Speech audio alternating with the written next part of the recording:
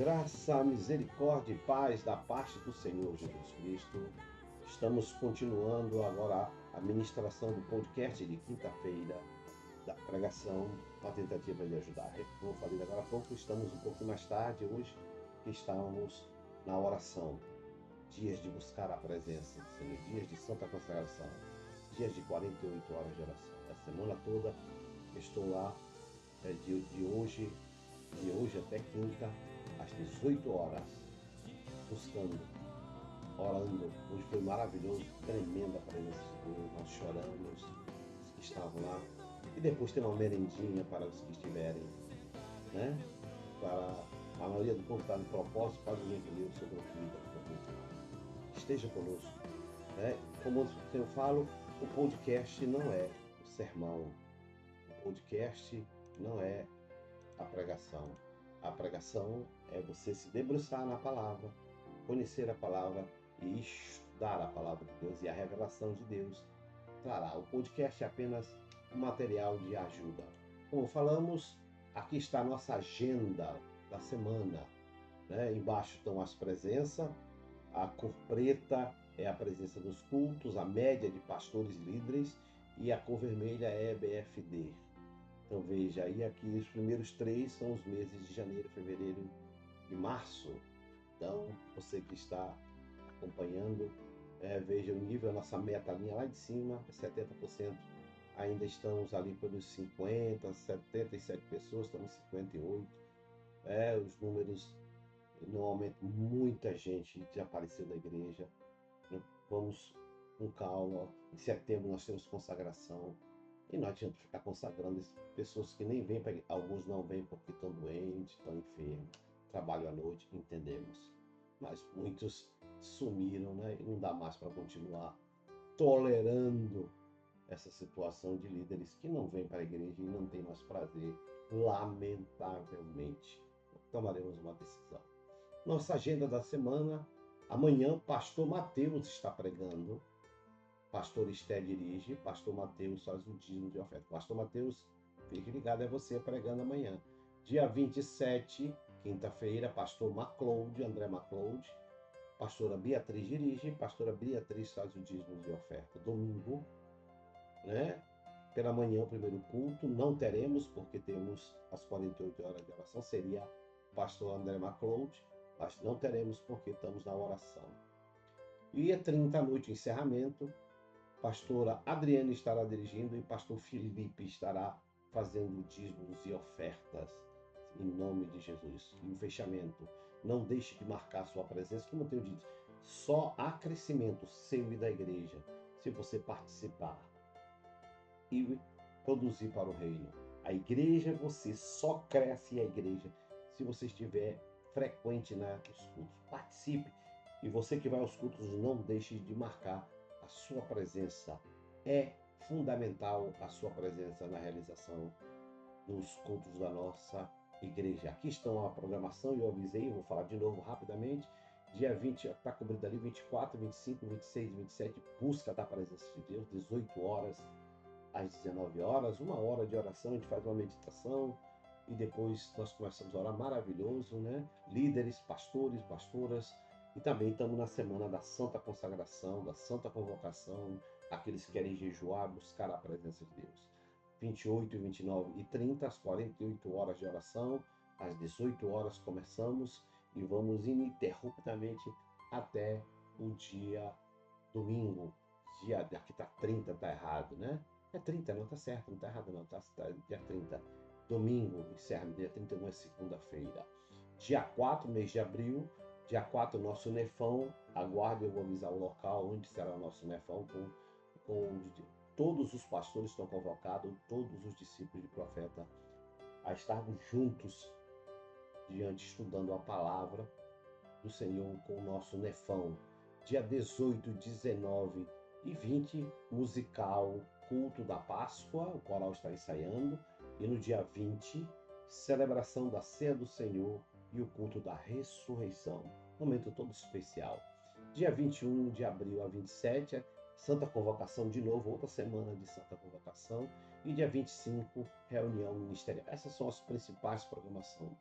programações do mês para que você não perca a agenda da sua igreja e das programações. Aí estão cartazinhos da semana de oração, são dias de buscar a presença de Deus, e as 48 horas de oração começam na sexta-feira. Uma semana inteira de oração, de busca. Vai ser forte, tem sido forte, já começou forte, maravilhoso. E no dia 20, 18, 19 e 20 de abril, musical de Páscoa, Salvador, nós vamos, Ministério de Evangelismo, vamos estar entregando para você, para nós fazer um grande movimento, convidar as pessoas para estarem na igreja nesses dias de programação que nós teremos na MIPIBAN, grandes programações da presença maravilhosa. Cada dia será uma peça, um pedaço da peça. A peça não será encenada toda, cada dia um pedaço da peça. Será maravilhoso, com certeza. E no domingo pela manhã, culto da ressurreição e a celebração da ceia do Senhor. Maravilha. Ministério de Evangelismo está definindo o evangelismo que realiza no dia de vivermos a prática do mês nas bases. Ainda vão reunir, olhar a programação da igreja para não conflitar, né? Já oriento que nas bases seja sábado, sexta e sábado. Sábado à noite, sexta à noite e sábado durante o dia inteiro, evangelismo para a igreja toda, todo mundo para lá, jovens, todo mundo para lá, não tem programação na igreja. No sábado, na sexta e no sábado, toda a igreja vai junto para as bases, inclusive até no ramal do Rio Preto da Eva. Vejam muito bem a programação. Nosso tema: nunca desista, prossiga. Essa foi a ministração de terça-feira e de quinta-feira. Segure a sua cruz e siga a Jesus. Segure a sua cruz, até rimou, e siga a Jesus. Não há como viver o Evangelho sem a cruz. E Evangelho de Mateus, capítulo 10, versículo 38 e 39, Jesus declara: quem não toma sua cruz e não segue após mim, não é digno de mim. 39, quem acha a sua vida, perdê-la. E quem perder a sua vida, por amor de mim, achará. Que o Senhor Jesus abençoe o meu, o seu, nosso coração, ao ler a palavra maravilhosa. Já vou lhe dizendo que não existe evangelho. Aí, pregador, eu sei que você vai preparar o sermão, né? Mas já vou lhe dizendo, não existe evangelho sem cruz. Não existe cristianismo sem cruz. Não existe salvação sem cruz. Não existe igreja se não tiver a cruz. Segure a sua cruz e siga Jesus. Ao longo dessas instruções de Jesus, ou as instruções de Jesus, tem pelo menos dois objetivos principais. Primeiro objetivo era comissionar os discípulos, comissionar, enviar, preparar, enviar os discípulos para pregar pelas cidades, aldeias, proclamando o reino e chamar as pessoas ao arrependimento, viver o mês. Um dos principais objetivos de Jesus, primeiro, era exatamente comissionar, preparar pessoas, como nós fazemos na igreja, para que nós não fomos libertos e salvos para sentar no banco da igreja e só assistir o culto. Nós vamos assistir culto, mas nós temos que produzir. Aí eu boto o texto de pregado. Se quiser usar o texto, use. Se não quiser usar, quiser para outro caminho, fica Mateus 10, 13. Ele deu diretrizes tais como, para essa prática, estamos falando do primeiro objetivo, de comissionar, preparar discípulos para pregar a palavra de Deus. Ele deu diretrizes como evitar os gentios, os homens que não acreditam, e os samaritanos, Mateus 10, 13. E não adquirir, não se agarrar em ouro, em coisas materiais demasiadamente. São as diretrizes. Leia Mateus 10, 9. Eu deixo para o pregador. Ele também disse que deveria trazer o que não trazer com eles, ou que eles deveriam levar com eles o que eles não, o que eles comumente possuíam. Quem, por exemplo, o que ele está dizendo? Os pescadores tinham que deixar a rede e tomar a rede espiritual. Nem tudo que eles tinham que levar agora era o que eles tinham. Algumas coisas deveriam ficar. Mateus 10:10.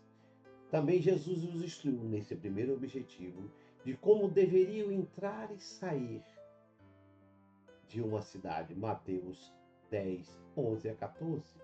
Como ser astutos como as serpentes, inocente como as pombas, e enfrentarem todos os perigos de tribunais políticos, de pessoas, de sinagogas, de igrejas, de heresias, etc. Mateus 10:16-18. Esse era o primeiro objetivo de Jesus quando escolheu isso. O segundo objetivo de Jesus era preparar esses discípulos, de enviá-los, mas também, segundo, de prepará-los para a missão que eles teriam depois que eles deixassem, que Jesus os deixasse, que Jesus fosse assuntado, levado aos céus. Era o segundo objetivo de Jesus quando passou 3 anos com eles, era prepará-los para o depois dele, para os dias em que Jesus não estaria mais, como os nossos dias, como o meu dia, como no seu dia atual, nós não temos mais a presença do Filho, mas só a presença do Espírito Santo. Eles tinham a obrigação, mesmo sem a presença de Jesus, de espalhar a mensagem do Evangelho por toda a terra, por meio da direção completa do Espírito Santo que estava operando em suas vidas. Esse era o segundo objetivo. Aquele que não tome a sua cruz, não me segue, não é digno de mim. Esta é a continuação do pensamento da passagem do texto anterior, que havia afirmado que os amava, os membros de sua família, mais do que amava a ele, e não eram dignos dele.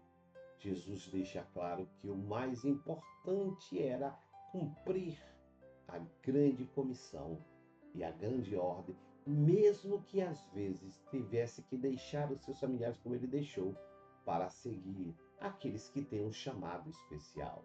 Jesus deixava claro que não existe evangelho de Jesus sem a cruz dele, como relevância em cada momento, em cada instante das suas vidas. Não existe o Evangelho. Por que você está falando isso? É pregador, é com você, né, pregador? Porque hoje muita gente está pregando e ensinando o Evangelho sem cruz. É o Evangelho da prosperidade, é o Evangelho da conquista, é o Evangelho do milagre, da revelação do CPF, do passaporte, da casa própria, que não tem cruz. Este Evangelho é... Aí cabe a você, né, pregador, pegar texto na Bíblia para explicar essas afirmações. Os homens não associavam a cruz com a aproximação da... Os homens não associavam a cruz, os homens, os discípulos, com a aproximação da morte de Jesus. Para eles, a cruz não tinha. Jesus falava, mas eles não entendiam que a cruz tinha o significado da morte para Jesus. Mas eles sabiam que uma cruz significava, isto é, eles sabiam que a cruz representava a morte. As crucificações ou a crucificação eram os métodos de execução comum naqueles dias. Os romanos eram cruel. Tem um livro chamado John Stott, A Cruz de Cristo.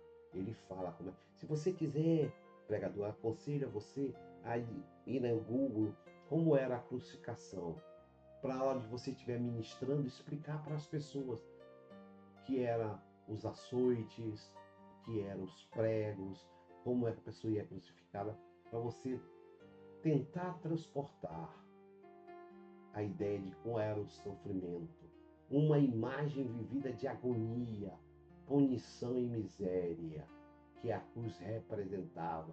Versículo 38, quem não toma a sua cruz e não segue após mim não é digno de mim.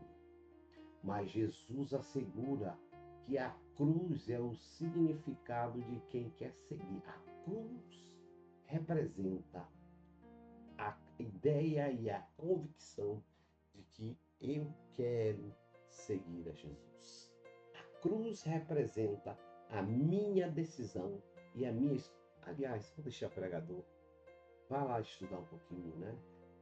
Ele diz, versículo 39, quem achar sua vida, perdê-la-á. E quem perder a sua vida por amor de mim, achará. Isto é, para eu seguir a Jesus, eu tenho que tomar minha cruz, renunciar ao mundo, renunciar às coisas que o mundo oferece, para ganhar a minha vida. Tomar a cruz significa andar pela estrada mais difícil da vida.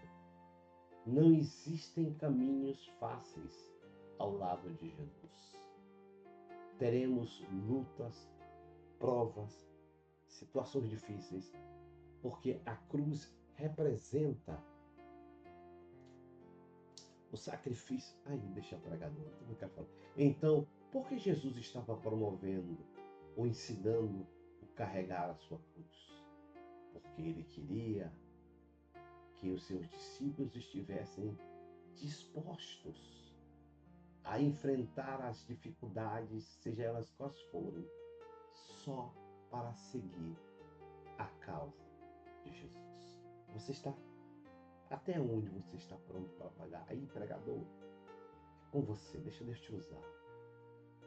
O comprometimento total dos discípulos seria necessário para resistir às forças que tentariam de todas as maneiras silenciar a pregação e as verdades do Evangelho. Só a cruz nos dará força para eu continuar. Por isso que sem a cruz eu desisto, com a cruz eu continuo. Parece um paradoxo, hein, pregador? Mas eu deixo você estudar. Eu não vou aprofundar, vou deixar você ir estudar. Por isso, não há como desassociar o Evangelho verdadeiro de Jesus com a sua cruz. Os dois, o Evangelho e a cruz, estão ligados e forjados em um só. E não tem como separá-los.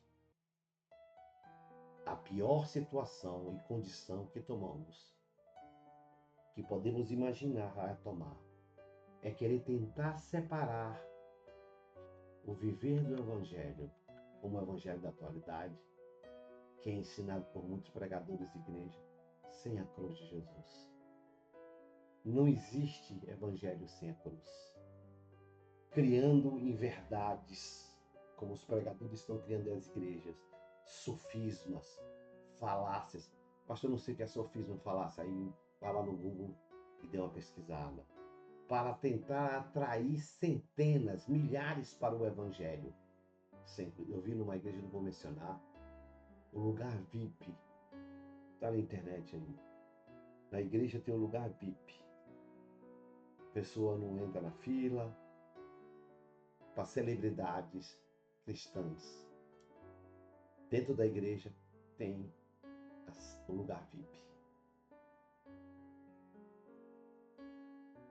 Isso é uma falácia.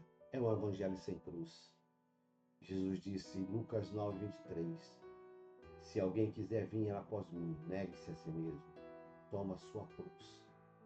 Toma a cada dia a sua cruz e siga-me. Não caia. Não caia. Não se deixe cair na armadilha, na arapuca do inferno, dos falsos profetas, do evangelho mentiroso, que afirma que não existe como seguir a Jesus, que eu posso seguir a Jesus sem a cruz. Não existe, eu digo por fim, como seguir a Jesus, o evangelho, e chegar ao céu sem tomar a minha cruz e renunciar todas as coisas que o mundo coloca na minha vida e na sua vida. Segure a sua cruz, e siga a Jesus. Deus abençoe a sua vida.